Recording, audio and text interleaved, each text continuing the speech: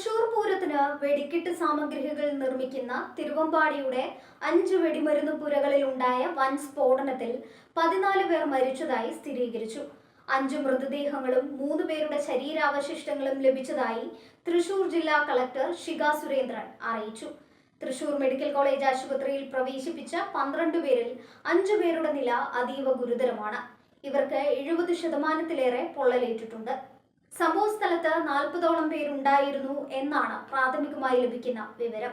ശരീരഭാഗങ്ങൾ മൃതദേഹങ്ങളായിട്ടാണ് കണക്കാക്കുന്നതെന്ന് medical college superintendent അറിയിച്ചു. മൃതദേഹങ്ങൾ മോർച്ചറിയിലേക്ക് മാറ്റിയിരിക്കുകയാണ്. അവിടെ ഫോറൻസിക് വിഭാഗത്തിന് പരിശോധനയ്ക്ക് മൃതദേഹങ്ങൾ തിരിച്ചറിയാൻ ഉൾപ്പെടെയുള്ള പ്രത്യേക ക്രമീകരണം സജ്ജീകരിച്ചിട്ടുണ്ട്. തിരുവമ്പാടി ദേവസ്വം ബോർഡിനു വേണ്ടി വെടിക്കെട്ട് സാമഗ്രികൾ നിർമ്മിക്കുന്ന മുണ്ടത്തിക്കോടാണ് സ്ഫോടനം നടന്നത്. 5 ഏക്കറിലായി 8 വെടിപ്പുരകളാണ് ഉണ്ടായിരുന്നത്. ഇതിൽ 5 പുരകൾ പൂർണ്ണമായും കത്തിനശിച്ചു. ഉച്ചയ്ക്ക് 3:30-യോടെയാണ് ആദ്യ സ്ഫോടനം ഉണ്ടാകുന്നത്.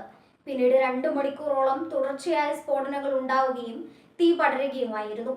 വൈകിട്ട് 6 മണിയോടെ തീ അണച്ചു. എങ്കിലും സ്ഥലത്ത് നിന്ന് വൻതോതിൽ പുക ഉയരുന്നുണ്ട്. പൊട്ടാതെ കിടക്കുന്ന വെടിമരുന്ന് സാമഗ്രികളും ഭീഷണിയാണ്. തിരുവമ്പാടി വെടിക്കെട്ട് ലൈസൻസി മുണ്ടത്തിക്കോട് സതീഷിന്റെ വെടിക്കെട്ട് പുരയിലായിരുന്നു അപകടം.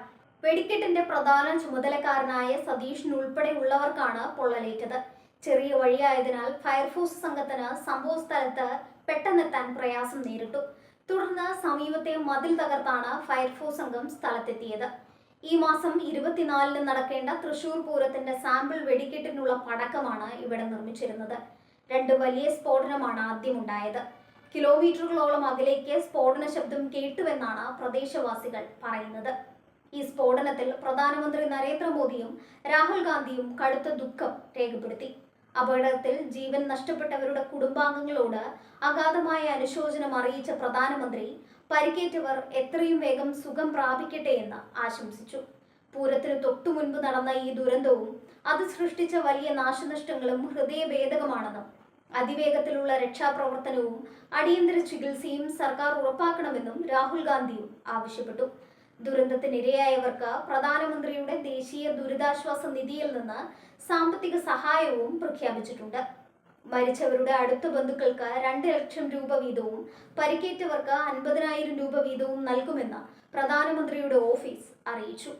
മുഖ്യമന്ത്രി പിണറായി വിജയന്റെ നിർദ്ദേശപ്രകാരം പരിക്കേറ്റവർക്ക് വിദഗ്ധ ചികിത്സ ഉറപ്പാക്കാൻ സർക്കാർ സംവിധാനങ്ങൾ ഏകോപിപ്പിച്ച് വരികയാണ്. തൃശൂർ RDOയുടെ നേതൃത്വത്തിൽ അപകടത്തെക്കുറിച്ച് മജിസ്റ്റീരിയൽ അന്വേഷണവും ഇതിനകം പ്രഖ്യാപിച്ചിട്ടുണ്ട്.